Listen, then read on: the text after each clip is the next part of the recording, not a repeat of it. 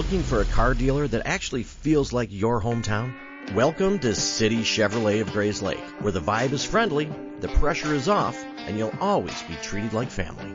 Meet Anthony Scala. He's just not the owner. He's a guy that grew up in the car business, worked his way from porter to owner. Anthony believes in people first. That's why City Chevy sponsors your kids' teams, your town events. And matter of fact, this show, they give back every chance they get. Anthony thinks that the experience of buying a car should be fun. No pressure, just honest people who care. Whether you need a new Chevy, a quality used car, or just service you can trust, City Chevy is here for you. Come visit City Chevrolet of Grayslake right off of 120. And thank you for sponsoring our town, our stories, our voice. Let's get after it, Grayslake. Grayslake Rehabilitation Center is a community-based private practice physical therapy provider. Do you know they have 13 clinical providers with various levels of specialties, including orthopedics, sports, neurology, vestibular, geriatrics, pelvic floor, and aquatic? What? Did I just say they have a pool? Well, they do, and it's the largest indoor warm water pool in Lake County, featuring 2 underwater treadmills and swim currents. And recently added clinical treatment specialties, in layman's terms, shockwave. They have both radial and focus units that are the newest tool in regenerative medicine, available to everyone. They pride themselves on the most current and up-to-date specialized care to keep you moving. If you're looking for physical therapy, make sure to see our friends at Grayslake Rehabilitation.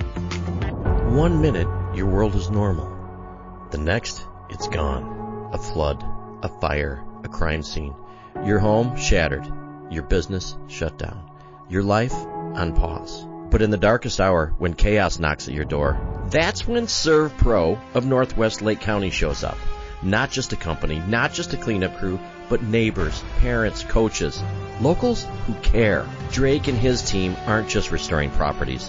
They're restoring peace, restoring dignity, restoring lives. So when your worst day arrives, call the oh no guy who becomes your thank God guy. Serve Pro of Northwest Lake County. Locally owned, nationally known, unshakably trusted. From devastation to restoration. Serve Pro, Northwest Lake County. All right, ladies and gentlemen, welcome back to another episode of Discovering Grayslake. I am recording today from Agora. A big shout out to Agora for letting us record here. If you're not familiar with Agora, it is a co-working space on the corner of Atkinson and Center Street. Big shout out to Luke. He's a cool dude. So if you're looking to get your office out of the house for a day, for a week, or even a lifetime home, Agora is a great place to be. So I am here today with Anthony Scala. Anthony, how are you, buddy? I'm doing great. Good. Thank you for being here. I appreciate you. No problem at all. Okay, Thanks so for the invite. Maybe somebody in Grayslake has heard of City Chevy, right? Yeah. So I'm here because one thing before we start is I want to thank you for all of your work in the community. You guys sponsor so many great community events to be part of our community, so I want to let you know we appreciate you. Glad to do it, and I think we have even more robust schedule this summer, or the spring into summer. Awesome. So a lot of exciting stuff happening. Yeah, I've got to meet a couple of your guys that have been out at the events, and they're cool guys as well. They're cool dudes. Yeah, exactly. I may or may not have had a beer with them. That's okay. I don't know if that's well allowed, but I did. Yeah, no, we allow the beer too.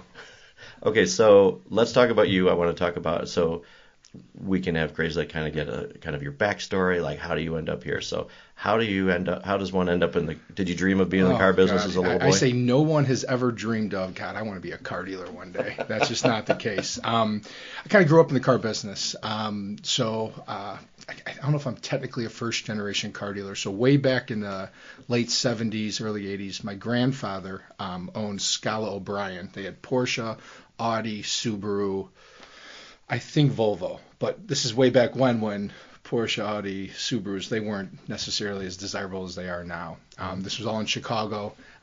He owned it with a buddy of his, and when prime rates skyrocketed, God, I think it was early 80s, they lost the stores. But my father's a lifelong car guy. He ran the Lynch Auto Group on Irving Park Road in Chicago in the 80s and 90s. That was Dealer Row back in the day. Mm-hmm.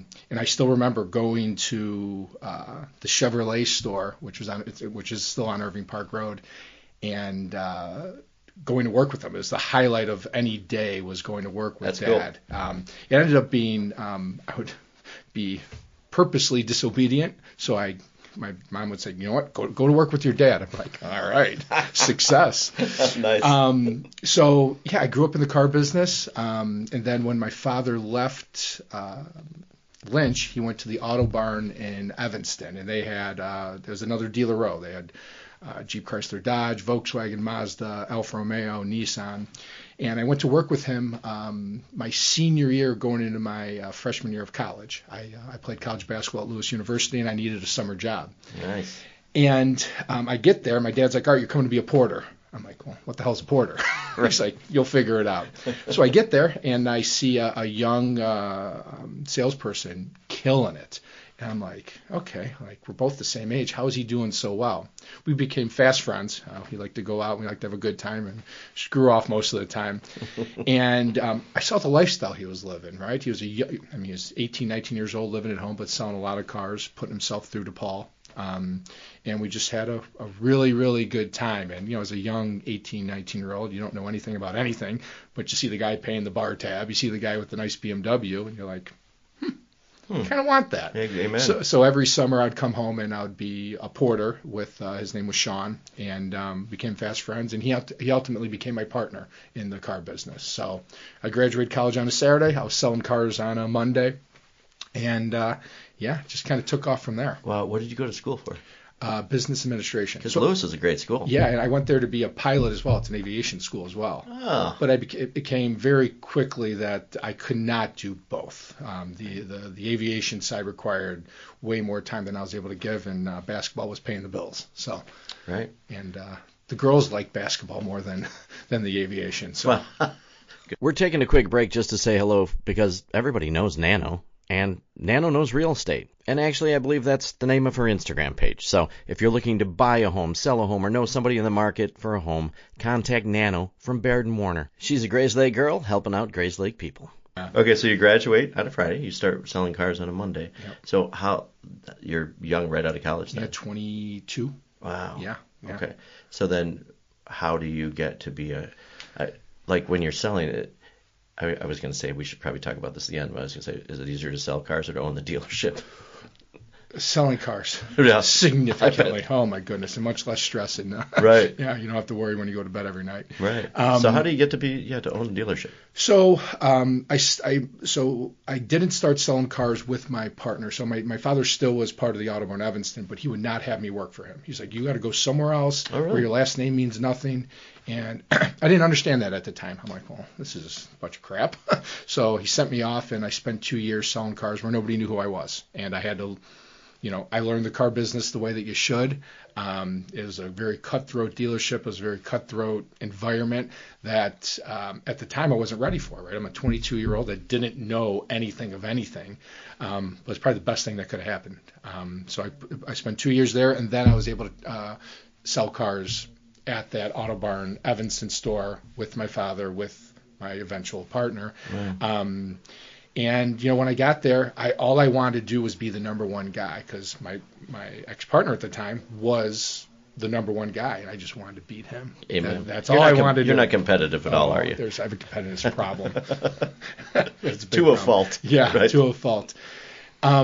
And I just wanted to see how far I could take my car career. It was one of those things that I saw the path, and I worked my butt off, and from salesperson to assistant manager to used car manager, just the natural progression. And I've worked at 3 different stores in my car career. And how do I get to the ownership side? Yeah. Every step of the way, I just never understood, and this is kind of a blanket statement, so it's not true for every car dealership, but I just didn't understand the way that owners viewed their employees. I didn't understand the interdepartmental conflict, and then the egos that were involved. I'm just like, it doesn't have to be this way. Mm-hmm. Why is it service for sales? Why is every general office not nice? Why do we treat customers a certain way? I just never understood it. And I'm like, it was at my last job as an employee. I remember walking out of the owner's office and saying, I'm never working for someone again. I'm never going to be a part of this again. Right. And I took 2 years off of working, and there became an opportunity to buy into the Chicago Volkswagen store that we have, and I did it with my partner at the time, Sean Coley, and I got to try all those things where I was told to sit down and shut up, or that's a bad idea, or that's not the way we do things. I got to try those things. and they worked famously. Awesome. And so we bought into 49% of the store, and all 49% was used to buy out the 51. And he gave us 4 years to do it. And if we didn't complete the purchase in 4 years, he got to keep everything. So there was a shot clock, right? Wow. We bought him out in 18 months because all those things that I tried, they worked. I got the people that I was able to attract in terms of hiring and talent. And the majority of those people are still with me, right? 6 years later. That's amazing. Yeah. We had a 5-year anniversary last September, and over 80% of day one employees were still with me, which in a car business is literally unheard. That's ridiculous, right? Yeah. Wow. Okay, you're talking 5 years ago. Yeah. Okay. Oh, geez. And that was for one dealership. Yeah. Okay, how many do you have now? 5. Okay. Yeah, so at one point in 2022, it was 5 stores in 3 different states in 2.5 years at that time. It's chaos. Like it's not what normal people do, but it was just our momentum was so robust and business was so good. But I'd be lying if I said we didn't spread ourselves way too thin at the time. I have a lot of good people that I asked to do, just a lot of things. Hey Dan, I need you to manage a store in Wisconsin, 3 in Illinois, and oh yeah, by the way, we have a store in Indiana that I need you to manage. Oh, and take care of your family and go to your son's baseball games. Right. Just a lot to ask of people. But there's been a great reset with us. There's a lot more infrastructure. Excuse me, and there's a lot more. Again, it's a first-time car dealer, right? All you want to do is take care of everybody and everything. But we took a step back and really have some much better internal processes for people to better manage the business. Wow. Yeah. How did the opportunity in Grayslake come up? How did it come up? So at the time, my business partner at the time, he was in charge of acquisitions. I was in charge of running day-to-day. So we had 2 very specific roles, and it worked out famously. And my father had done some work for Flag, and that's how the connection happened. Right. And I look back on the Chevrolet store and what did we know at the time? I'll be very honest. We didn't know much about the Chevrolet store. We just knew. There's 887 parking spots there. I counted every single one of them. It's on 18 acres of land, and it used to be frickin' Rockenbach. I know. So it's like, how do you not take that opportunity, regardless of how bad the between Rockenbach and where we're at now? Right. How do you not? Grayslake's a great area. Lake County is, it's a growing county, and it's Chevrolet. It breeds Chevrolet, and the amount of Chevrolet registrations, it's like, how do we not do well here? Right. The only thing that we underestimated was, and again, I'm just being very candid, was how bad it got. Right. Right. And we took it head on, and we've done a lot of community stuff. Because again, if you look at our Chicago store, that's the Beta, that's a baby store. I'm from that area. I went to high school, a mile away. I grew up a mile north of there. Right. You'd be hard pressed to find someone who doesn't know a Scala. I'm the oldest of 5. It's me. I have 3 sisters and a brother who all are. They have wide networks of friends because Scalas aren't the quiet mouses in the corner. We might be the life of the party here and there. But we're very, very involved in each community that we're in. Each of the stores that I have, they're not just businesses. They're living, breathing things, and we're heavily involved. And attacking the Grayslake thing at first, we were met with resistance, but we didn't understand why, right? But we quickly understood why, and it's something that, hey, it happened. We're not going to acknowledge that it didn't happen, but this is how we're going to move forward, and it's doing a lot of community stuff and supporting a lot of stuff that's important to the community. Right. And before we started recording, Anthony and I were talking because there obviously the damage that was done before by people that were there, how people were treated. You said something, and you've already said it too, that it's nice to see people that understand with the community business and what you do. It's about the people, right? Yeah. From the way you have your salespeople to how you care about what everybody thinks that walks in the door there, right? Yeah, the people is everything. So I was on, and how the people thing came to be very important to me is when I decided to play college basketball, it was a last minute scholarship offer that I was all set to go to the University of Michigan to be a student, and at the time I was just a cocky young 18-year-old who had a good basketball season. And I get the scholarship offer, and I have to make a decision. Do I go to Michigan, be a student, and probably end up dead or in jail? Because I was down that path, right? Sure. I just wasn't, right. I was a cocky, arrogant kid, right? Or do I go play some hoops and help my family out in terms of the college tuition? Right. It's the best decision I made in my life. I go to Lewis, and I get humbled very quickly because I'm a little boy going to play with grown men. Absolutely. I was humbled so quickly, and I tried to quit my entire first semester, and my parents would not let me. They said, there's zero chance you're coming home, and there's zero chance that you're quitting college. But that experience, and my coach there, Jim Weitzel, he just taught me a lot about being a good human and being a good man, and how it's not about you, brother. It's about the people around you, and if you don't have these relationships or to be able to develop these relationships, life means literally zero. And I took that with me. And it's just, I love the car business because it's the closest thing to college basketball or to coaching Sure. that I can come to and still live the lifestyle that I want to live. Right. But it's only done with the people. And, what I get more frustrated when the people aspect of the company's off rather than the financial side. The financial side's purely just the scoreboard, which is very important. But how you arrive at that, and that's people and process. I love it because, and I'm going to tell you too, that I think that 89 to 95% of the people listening, it's a very hard process to go buy a vehicle, right? And to know that walking in somewhere that you'll be treated with respect and with a good experience, and that the owner cares that you have a positive experience is a big deal. Yeah. Right? Yeah. It's a huge deal. The experience of buying a car, it should be fun. We're not. It's exciting, right? Yeah. You only buy so many cars in your lifetime, right? And it shouldn't be. Yes, it's a serious a serious thing, but it's not that serious. We're not performing brain surgery. We're not trying to fix world hunger. We're buying and selling a car, and it should be a relaxed, fun atmosphere. And excuse me, I'll be very honest. I wasn't the best car salesman because I'm a very low pressure guy, and it's one of those things I really want you to buy a car, but if you don't, that's okay. And if you want to buy a car in 2 weeks from now, 2 months from now, that's okay too. And that's kind of how we approach things. It's a very low pressure thing, and it's funny sometimes when people look at you well, you're not going to ask me 4 times to buy a car? You're going to let me walk out the door? Yeah. If you want to buy a car, great. I'll make it easy and as seamless as possible, but I'm not going to follow you out to your car and what do I have to do to get you in this car today? We don't ask that question because hopefully the knowledge that we give you on the car buying process, or whether it's, vehicle selection or whatever it might be, is enough to make you feel comfortable to purchase the car. And if you need to go home and do some research, have at it. Right. Hey, neighbors, this is Bill Mock with the Grayslake Chamber of Commerce.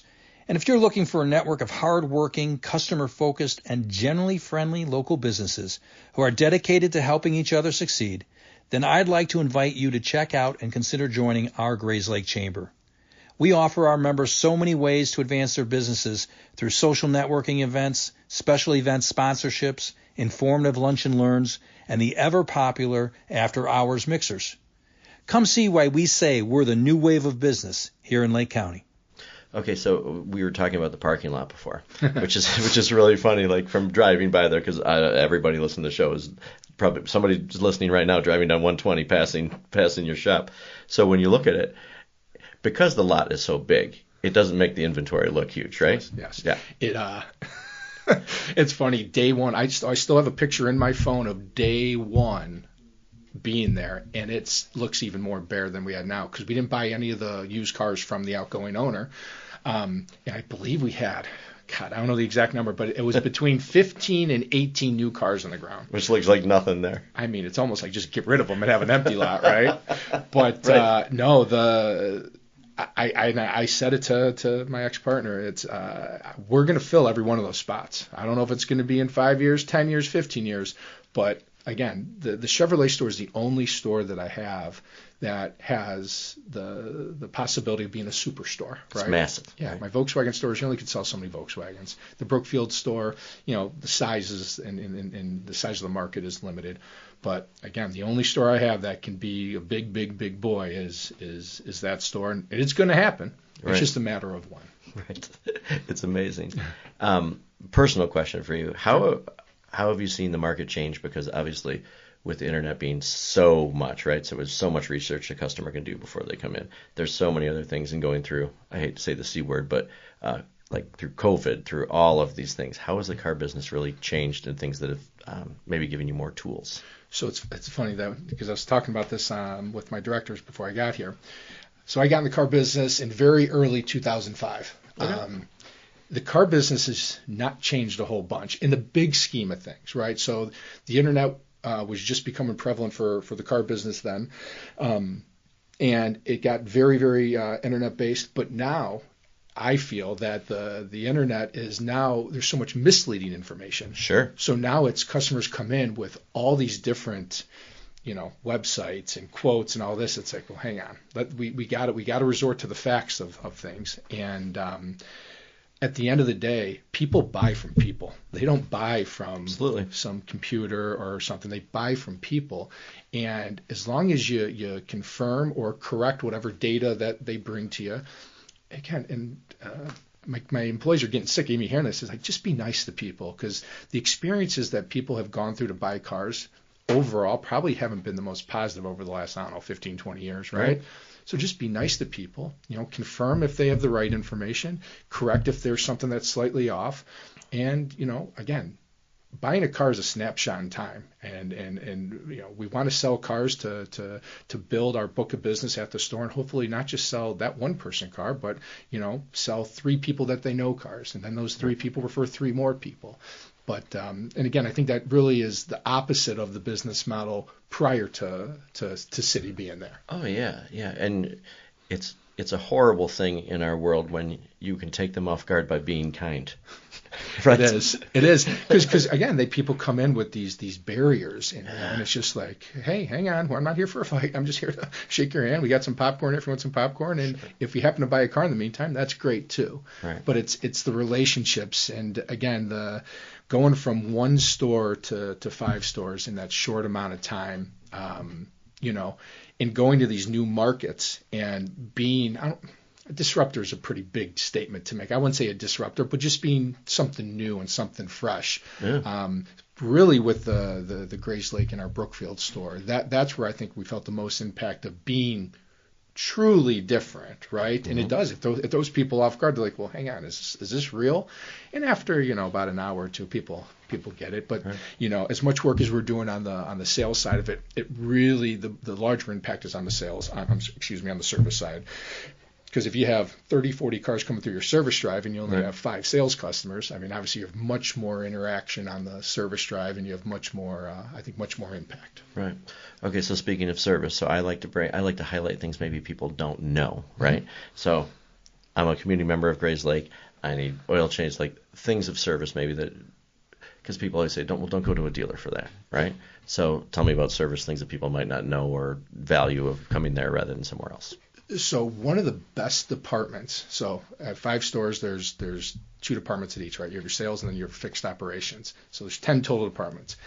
Number 1 or number 2 of all of the 10, right, is the fixed operations there. The technicians there, are some of my favorite people. Like I don't know how to describe those guys, but they've been there for 15, 20 years. There's long tenured people that have stuck through a lot of the crap. And that's a testament to those gentlemen. Mm-hmm. And not only are they good people, they are great technicians, like really good. And so not only are you going to get your car fixed in a timely manner, it's going to be done the right way. And we have local pricing that it's a matrix pricing. So again, your zip codes, Grayslake, are in and around the surrounding area. I'll be honest, you're going to pay less than maybe someone who's outside the area. That's just the way it is. I want to take care of the people. Because here, anytime I purchase a dealership, I draw a 5-mile radius, and those are the most important people. I don't care about selling a Chevrolet to someone in Chicago. I really don't. Right. I care about taking about the local community, because that's going to be the repeat and referral business. Oh, yeah, especially for service, right? Oh, yeah, absolutely. Yeah. And people do have that connotation. Well, if I go to a dealer, it's more money, it's this, it's that. And I would say on a large scale, that kind of is true. Sure. But again, you have to find the right dealer, and I believe we're the right dealer. Right. And there is something to be said about getting things done right the first time, right? Absolutely. Getting your Chevy fixed by somebody at Chevy that knows everything about your car. And God forbid something happens to the car, like Right. especially something that's under warranty. We've got it in with the manufacturer. So if something happens, whether it's our fault or an external something, we can go to bat for you and get some customer goodwill or whatever the case might be. Right. No, see, that's nice too. I like that. So those are the things I don't think of, because I'm I drive cars that are really old, so you probably won't see me for a long time. But when you do, I'll be ready. There we go. What's the most best-selling Chevy right now? Oh boy, it's the Trax. The new Trax is, Really? Because the old Trax used to be like, oh, I'd never drive that. Now the new Trax is like, it cool? oh, holy cow! It's just significantly more just attractive to the eye. Yeah. And they increase the size of it. Because it's a small car. It's Yes. like compact, Yeah. right? But it's not like the old one that you're thinking of. It is a little bit bigger, not as big as maybe it should be. But the dang car's built in South Korea, and I think they're going to be moving it, obviously, as everything's going to be a little bit more stateside. I haven't heard anything about that. You haven't heard anything No. about it? Yeah. No, that's a good seller. The EVs are coming along right now. Do you have people with a lot of resistance to buying an electric car? Because I don't know a ton about it, but I don't know that, because I have a 78 Trans Am, and I like those cars, right? I couldn't imagine getting in a car and not even be able to hear it start. This is personal preference. I'm not an EV guy, but a lot of people are, and I think for the right customer, it's a fantastic option. Yeah. I just, this is big picture stuff. I just don't think. I don't know if I should say this, but our government should be dictating what we buy and don't buy. Absolutely not. Right? Like they shouldn't. Here, incentivizing people $7,500 to buy an EV, right? That's a federal EV tax credit, $7,500. I had no idea. It's ridiculous. But it's like what. I don't know. That's just a personal opinion that the government shouldn't be pushing, hey, buy this car and we're going to incentivize you to buy this car. Right. I think it should come along naturally with it as the technology, because right now the technology I don't think should be, because our power grid, right? Just look at the power grid. If everyone had an EV right now, could the power grid support it? I don't know. I'm not smart enough to figure that out. But right. The smart people say, no, it cannot. Interesting. But again, EVs are slowly gaining market share, which they should. I just think it's not going to be this 100% thing. Mm-hmm. Here, Cadillac said they were going 100% electric. So you can't buy a gas burning Cadillac. I bet they're going to lose some customers over that. Absolutely. Or they're going to revert course, right. Which I think they're going to revert. I think it's going to take a change in a generation. Because people my age, I'm not we grew up with muscle cars, right? When we got out of high school, we drove that kind of stuff. We would laugh at our friend if he pulled up in a right. But maybe my son, or who's 20 now, and those guys coming up, that it'll be natural for them to have an electric car. It's 100% generational. Yeah. And the powers that be, that's why to me it's so much government influence. This is a generational shift. Mm-hmm. that you have to say, I'm okay with going X amount of distance and having to stop and wait 35 minutes. And I just don't get the 1%ers are the one buying these electric cars for the most part. Now, I'm not saying everybody, for the most part. And it's slowly going to be to where it's more mainstream. But I just think this overwhelmingly push to get everything EV like that. It's like, hang on, guys. Yeah. The iPhone's only been around X, right? And we're just going to go from a gas to all electric. Right. It's a big leap. Right. Like I said, there's got to be something in between there. Yeah. And plus, we take a road trip. You want to drive to Florida. You want to drive to wherever. You can't do that. How many times do you have to stop? Yeah. And the waiting. And even if there is, something where now it's only 5 minutes to fill up or charge. Right. If you're road tripping, what happens if you get stranded on the middle of the road on the way to South Dakota? Amen. Okay, so that's what I told my son. I said, what you should be doing right now is how to be an electric car service person. That's all you do. You only service electric cars, and you are the main thing. You could do that all over, right? We're getting real big picture stuff, like the trades right now, plumbers, electricians. If you want a great business plan, create a company and learn to recruit and train the basic trades. Here, I had a plumbing issue at my house in Chicago. It was a pain in the ass to get someone out. It's amazing. And they can charge whatever the hell they want. I know. I know. Yeah, that's what I try to tell him and all of his friends. Like, trades are where it's at, right? You need people that know logical things, because I don't know that. I wish I did. Electrician, plumber.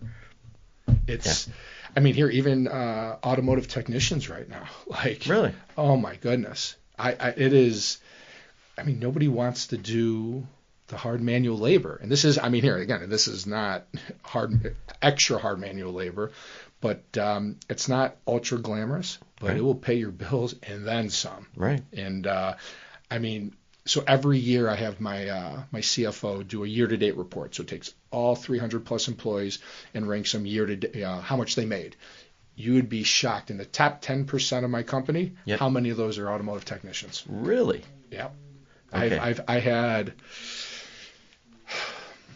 it was 5 or 6 technicians make in excess of $175,000. That's fantastic. It's awesome.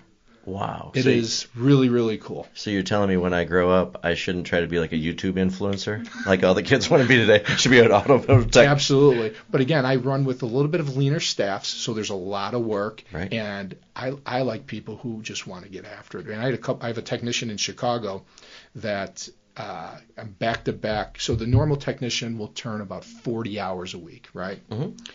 This guy did back to back 100 hours. It's like, because he just wants to work, and the work's there. And he just wants to get after it. He's a younger guy. It's funny you say get after it. I say it all the time. Get after it. Like, I mean, it's just like, really, that's a big deal. Wow. Well, what a cool. So anybody young listener, if your kids want a trade to go into, that's a wonderful thing, because that's not going away. Exactly. You're always be in demand. Your skill set is always going to be in demand. Right. I always tell, if you want to be successful, if you want to make money, you want to do something everybody can't, right?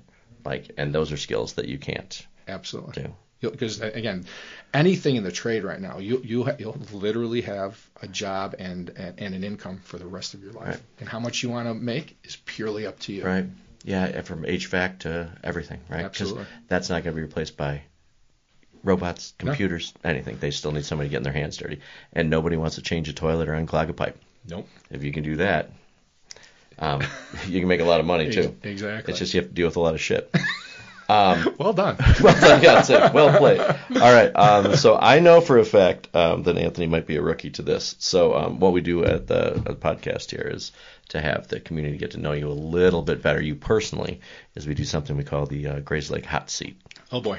The Grayslake Hot Seat is brought to you by Joe Velez at JPV Financial. It's often said that those who fail to plan are planning to fail. Joe Velez and his team at JPV Financial create unique financial plans that address some of the most difficult challenges that people might face as they get older. No matter what stage of life you're in, having a proactive financial plan can help navigate some of the difficult decisions you'll face, helping you live your life by design, not default. Securities and investment advisory service offered through Osaic Wealth, Inc. Member FINRA SIPC. Now for the Grayslake Hot Seat. Hey, thanks, Joe. So I have some rapid fire questions. No, you cannot pass on any. They're pretty easy. Right. Some funny, some serious. Okay. But this should be a little bit interesting for you. Let's go. This will be fun for you. So Anthony Scala on the Grayslake Hot Seat. How does someone impress you? Oh boy, that's a great question. Honesty. Honesty. Yeah, I think it's such a simple thing, but and very low ego. To me, one of the things that's a major turnoff is if I'm talking to someone about something. Let's say we're talking about the Cubs, and they start speaking attempt to speak knowledgeably, but they don't know. Like, if you're talking about something that you don't know, it's okay to say I don't know. Right. It's okay. Right. And I just like the genuine conversations, the genuine interactions. Here, if I don't know something, I sit there like a little mouse and I'll listen to someone who's much more educated educate me. Right. Love it. Tell me somewhere that you'd like to travel that you have not been. Oh, I'll tell you right now, Italy. I'm of Italian descent, and you haven't been to Italy. So I was supposed to. You've been working too much, or what? Yeah, I was supposed to leave tomorrow to go to Italy, but I had to cancel the trip. My buddy's getting married in Ireland next week. Wow. That's why freaking thing right there is just staring at me. Right, exactly. We just did that to punish you a little bit. Oh, I'm like, hey, Lee told him to put something Italian over here, but not Italy, 100%. Really? Yeah. Okay, cool. I hope that you get there. Well, this will be a fun one for you. So far up into this point of your life, if this was a movie, what would the title have been so far? God, these good questions. Oh my goodness. And no, we don't prepare you for this because it's more fun to hear off the cuff. No, I know. The title of the movie up to this point? Yep. Sounds like it'd be a semi-action movie or drama, maybe. In Spite of Myself. In Spite of Myself. Yeah. I like that. What's the last thing you Google searched? I'll give you some easy ones. How to cancel a flight. How to cancel my trip to I Italy. literally had to cancel the flight a couple days ago. Oh my God, that's terrible. I'm sorry. And they weren't going to refund me the money, so I had to figure out how do you cancel a non-refundable flight. All right, so I'm not going to ask you any more travel questions. And I got the money back. So. Oh, good. Yeah. So you got it back. Yeah. Good. And you're going to Ireland then? I am. Good. Because yes. Awesome. That'll be super fun. All right, for you this will be fun because of your family and everything. First car you ever had? Chevy Malibu. What year? 98. What color? Silver. Well, you don't remember that at all, do you? No. Well, the problem really was cool. I was supposed to get an Eddie Bauer Ford Explorer, the two-door, because I got good grades, right. And my dad had bought it for me, but it was like 2 months prior, and then I decided to throw a party at my parents' house, and they said, you are no longer going to get that car, and you're going to wait a year to get your Chevy Malibu. More stories here about your parents. I really like them. I don't know how they're better parents than me. I don't can know tell how you they're still standing. They raised 5 Yahoos, and really? They did it somehow. I don't know. Where are you in the age group of I'm your the oldest of 5. Oh, you're the oldest. And so probably the hardest on you. Did they get easier down the line? Yes. Yeah. My dad. You should see the look on his face. My dad was so firmly just on me. I think he monitored the amount of breaths I took in a day, and I had a breath limit. He was, but again, at the time, I didn't understand why he did what he did and the way he was. He was really, really hard on me. Right. And probably rooting for you to do better every day. Oh, he was. But I get it. I understand it now. And I was not the most obedient child. I thought I knew everything. That's why I said in spite of myself, because I've made decisions and chose paths that should have led me directly to jail. Right. So in spite of myself, and I've had a lot of great support, primarily from him. That's awesome. I love father-son stories, by the way. They're great. And good dad stories. Yeah. Do you have a boat? I do. Okay. So I was going to say, one of my questions is, okay, what's the name of your boat? Docfee. Docfee. Why is it Docfee? So it's spelled DOCFEE, because on every transaction in the car business, there's a dock fee. And obviously you have to pay a dock fee to have your boat at That's awesome. I love it. Because I love asking people, like, what would they? So if you got another boat, what would you name it? Oh, man. Dock fee 2. Dock fee 2. All right, good. What kind of music do you listen to? I'm a huge Tom Petty fan. Really? God rest his soul. Yeah. I was at his last concert at Wrigley Field right before he passed. Awesome. Yeah. So cool. Yeah. Do you consider yourself book smarts or street smarts? Street. Nice.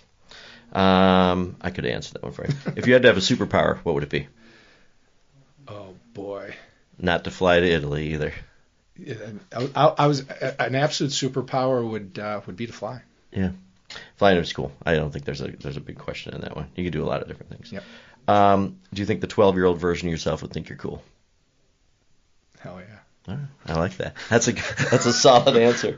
My answer now that ever I ask that question for a while, I'm like, I don't think 12-year-olds think anybody's cool. No. But it would be cool to look back and say, all right, you did it, man. You did it. Have you ever eaten a roller dog from a gas station? These are the important ones. I may have this weekend. Oh, good. So there's a 7-Eleven at the end of my block that they've got good ones sometimes. It's funny to see how many people are polarizing opposites of whether they eat roller dogs or the stories of roller dogs that they've had. Yeah. Okay, so me and you are good friends so far. Yep. What are the chances that Bigfoot exists? Oh, boy. 51. Okay. Sounds good. If you had to have a theme party at your house, what would it be? These are great questions. So a theme party, I think a fantastic theme party is what everyone's got to come dressed up as a Steve. As a Steve. Okay. Steve Jobs, Steve Irwin. Right. There's so many famous Steves. Yeah. Steve Carell. And I watched a Minecraft movie last night, and his name is Steve. There you go. Just Steve. There you go. Yeah. Interesting. I like that. I want to be invited to the Steve party. I like the I'm coming Steve Martin. creativeness. Like a wild and crazy guy or something like that. You know what you're going to do the rest of the day is think of Steve's. I will. I'll be writing them down. You guys will get this long email from me. What the hell is this about? It's just names of Steve's. Yeah. Let's see. First concert.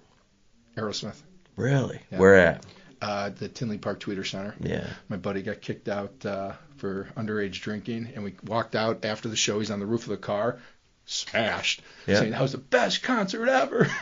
Really? Yeah, because he could still hear it. Right. But he's out there by himself. Oh, that's awesome. You know, the funny thing is, some of my previous things, they've all been about concerts and getting arrested. Some of them about young men going to their first concerts and the police. Yeah. They should just leave us alone. They should leave us alone. Yeah, we were doing We're it. just having a good time. Last show you binge watched.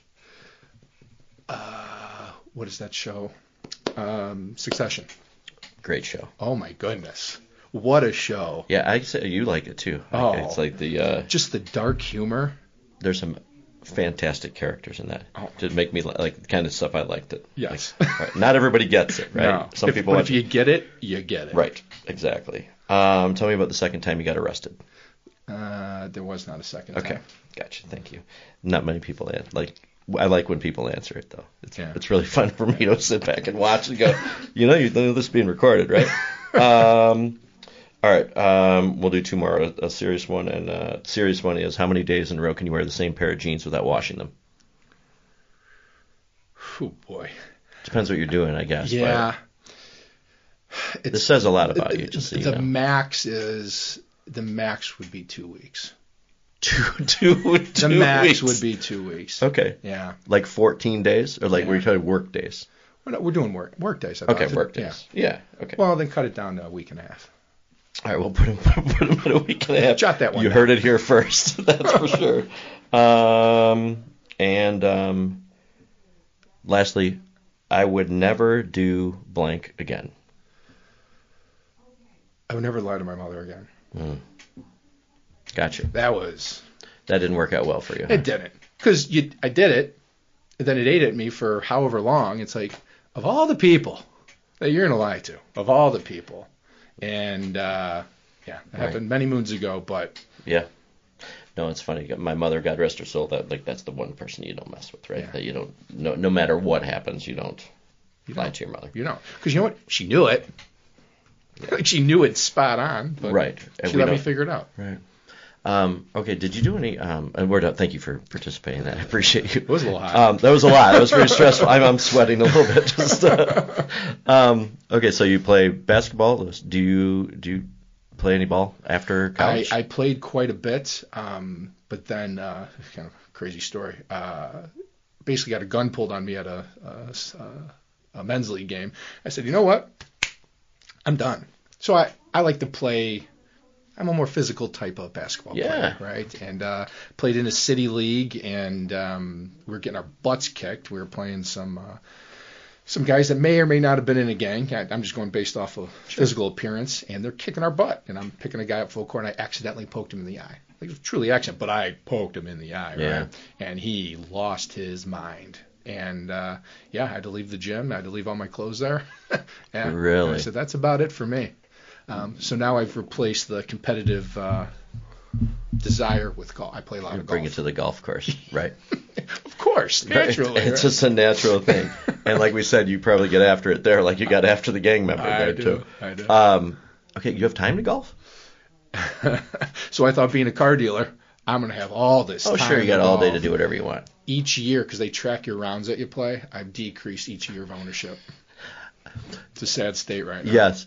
You are a very stat-driven guy, aren't you? Yes, I am. Yeah, I like numbers. Yes, I absolutely love it because it's fun to see like how things transfer over. Either we're that way before we get into it, but you have to track everything in your business, right? Everything. Wow. And I bet you learn a lot of interesting things from demographic-wise for like car sales stuff. Absolutely. Again, it's there's this the numbers thing drives how you're advertised, and but then when people come in.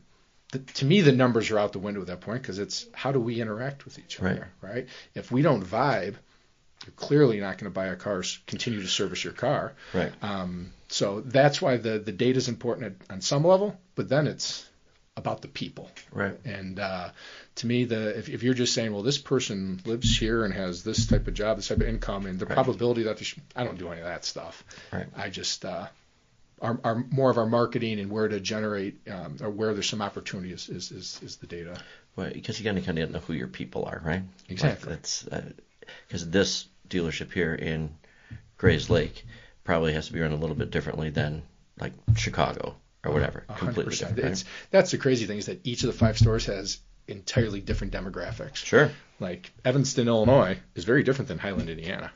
Like fundamentally different, right? Mm-hmm. And you have to have the right staff with the right mentality and understanding of how to handle that type of customer. And but again, it's just been really, really fun, and it's been truly a joy to watch, the hiring of people, the training people, the developing of, people who we started as, here, the service manager at my Chicago store, which is the largest service department I have, started as a porter.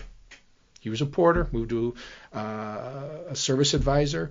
Our service manager at the time left us kind of unannounced. He had to fill in that void, and now he runs the largest service department in Illinois. And he's 26, 27. Wow. But like that's the cool stuff. Yeah, no, that's really cool. And it sounds like, because you starting as a porter too, like to get to know the car business, it sounds like the successful people kind of know all the facets of it, right? Yep. Like from porter all the way up. One of my very good buddy owns a ton of stores in and around this area. I don't want to say his name because he might get a little bit mad at me. But he's a second or third generation, and he's a very smart man, very analytical. But we talk about things, and sometimes he says some employee type stuff. I'm like, what? No. Come on. That's not, because he doesn't have the frame of reference of being that porter who was sent home, or being that salesperson who had a deal bag thrown at him, or whatever the case may be. He doesn't have that frame of reference. But no, I truly believe I've done just about every job at a car dealership. I've not turned a wrench, so I can't say I've done that. Right. But just about every other job I have. So I know the struggles that they go through. I know the pain points. I like to think I understand what makes that person tick just a little bit. Sure. But at the end of the day, it's nothing drives me. The only thing that'll literally set me off, is when I see an employee disrespect another employee, especially if it's, from a quote superior to a subordinate. I'm a very cool and calm guy. That triggers me because it's happened to me, and everybody's the same. Right, from the person who's making hourly to the owner, and no one's better than anybody else by any stretch of the imagination. And if we can't respect each other, what the hell are we doing? Right. Most people have no idea what to do with their aging loved one who needs help. Well, there is a solution. A company that provides care and assistance to make your loved one feel right at home. At Right at Home, their mission statement is to improve the quality of life for those they serve. They offer extensive services: personal and companion care, safety supervision and transportation, fall prevention, dressing and bathing assistance, medical reminders, meal prep, hospice support, ambulation support, stroke recovery, Parkinson's support. The list goes on and on and on. If you have an aging loved one that needs help, call Right at Home. Most people prefer to age in their home rather than moving to an assisted living or nursing home. Right at Home can make this happen. Contact Right at Home at rightathomenlc.com or give them a call, 847-984-0103. Now back to the show. No, I love that, because I love the way you build culture. Yeah. And I like that. My favorite thing you've said today, by the way, is that all of these things you learned from your basketball coach, like the root of the things you say, because those people know how to build a team. They know how to build family and people around to work with each other, not for each other, right? Yeah, they do. And it's, go back to the basketball thing real quick. So when I went to Lewis, I was my height, so I'm like 6'2", but I was 160 pounds dripping wet. Skinny as can be, skilled, but still skinny as can be, and cocky as you can even imagine, right? Oh my goodness. Like, I think of myself back then, like, how did I have friends and family? I was so untakeable. I would have beat the crap out of that guy. Yes, that was me. That was 100% me. And you could beat the crap out of me because I was 160 pounds. So I get there, and I quickly realized that I'm playing against grown men, and My only defense was my wittiness and talking a little crap, and that just incited him even more.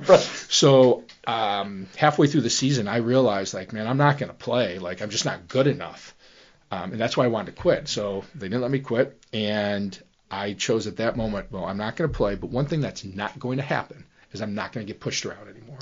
So I started working out like a madman. I came in at 160 pounds. I left school that year 205. Wow. So that's not natural for a basketball player to gain 45 pounds of muscle. It's not really good for a jump shot either. Absolutely not. But you know what I did? Flexibility. But you know what happened? I did not get pushed around. And just like that, and that it gained the respect of my teammates, and it just became this band of brothers, and from all walks of life. And they're still some of my best friends to this day. I love that. That's fantastic. No, and you saw what you were lacking, and you improved on it, right? Yeah. And then you found the one thing. Yeah, I got a question for you. Yeah. Who's your shovel buddy? My shovel buddy? Do you know that term? I don't. So a shovel buddy is something happens, and you got to call someone and say, hey, man, you got to get the shovel. It's a little bit of a dark question, but that kind of shovel. Yeah. We're not doing snow right now. No, we're not doing snow. It's I need you to pick me up. It's 3 a.m. Yep. We got to take this. Yep. Whose car are we taking? Yep. Right? Yep. I got 2 or 3 of them right now. Really? Yeah, I can't say it on here. That's a quality. Wow. I call it like my 3 a.m. guy. Who do you call at 3 a.m. who's going to answer the phone? Exactly. Right? Yeah. Whatever it is. Yep. Yeah. I think if everybody has one person in their life like that, you're very fortunate. And that's actually all you need. All you need is that one. All you need. And people that worry about having so many friends. Just one shovel buddy. Yeah. And I ask people during an interview, and they look at me like I'm cross-eyed. But again, it's not for the dark reason of it, but just who is that person in your life? Absolutely. That you can call. They will answer the phone, and they're not going to ask, well, why'd you do it? Well, what happened? Right. They just say, I will be there, and we'll never speak about anything I have one buddy that's listening right now that he has called me twice at 2:30, 3 o'clock in the morning, and I answered the phone. Where are you at and how much? There you go. I just think it's and they'll tell me what. Yeah, it's such an important thing because again, that just shows the ability to build a relationship and keep it. Absolutely, I love it. You can put that on your little. I'm gonna put on there who's your shovel buddy, right? And see how many people actually know the guy that will spurt out really fast and be like, why? Yeah. He's probably got dirt under his fingers too at the same time. Before we end up, what do you want Grayslake to know about the dealership, about your people? Message you'd like to send? The first part is give us a chance, but that's very basic, I think. Yeah. And why would you give us a chance? I just think, as soon as you walk in, there's a different vibe. And I ask a lot of my employees when you walk in, how was the vibe at the store today? It's a significantly more positive vibe. They're smiley people and genuinely good people, right? Because a lot of those first two things can be faked, but the genuineness and the goodness of the people that we're there for the long haul, right? We're here for. I'm 42 years old. They're going to have to, or usher me out of a car dealership, right. And I am committed to making this work. Our track record of our other stores, we've taken every store that I've purchased has been an underperforming store, significantly underperforming, and we've turned every single one of them around. We're in the process of turning this around, right? Where GM thinks we're the poster child of year-over-year growth, even though it's very small, but it's still year-over-year growth. Sure. Yeah, and it's we're not for everybody. We sell cars to logical and rational people. If you're going to come in and just again give the energy off that you want to get back, but that starts with us. That's what I'm saying. It starts with us, and we like to have a good time. So if you don't want to have a good time buying a car, we're not the dealer. If you want a very just rigid, that ain't us. We're going to have fun time. We're going to laugh and joke, and it's going to be as serious or unserious as you want it to be. Sure. And I don't know. This store has taken some really nice strides, especially this calendar year. Mm-hmm. If we would have spoke maybe last October, November, I might not be as positive on it. But we've got a great team in there, a great GSM, a great young finance manager that'll have you laughing. And again, it's just a nice, easy way to buy a car. I love it because that's what I want to do, and people dread going in, right? Yeah. So I'm going to come over and give you guys a test drive. There we go. I think it'd be a lot of fun. It would. No, I really appreciate your time. I appreciate your positivity and how enthusiastic you are about loving what you do and making sure that people give people a good experience. I love that. I appreciate the opportunity to share City and my story. Hey, you're a big part of our town, so I appreciate you being a part of it. Cool. Thank you. All right. Well, thank you. Grayslake, hey, do me a favor, wherever you guys are listening, do me a favor, whether you're on Spotify, we're on Apple, we're on YouTube, wherever you're at, do me a favor and hit the subscribe button, because then every Tuesday you will get an alert of somebody new in our community. As I always end, that's a mouthful, you never know what your friends, your family, strangers are going through. So get out there, do 1, 2 random acts of kindness today, whether it's holding the door for somebody, being nice to the cashier at the dollar store, or maybe it's just a smile. You can change things around because kindness spreads like wildfire. So, Anthony, thank you again, buddy. Grayslake, thank you guys for listening, and we'll see you next Tuesday.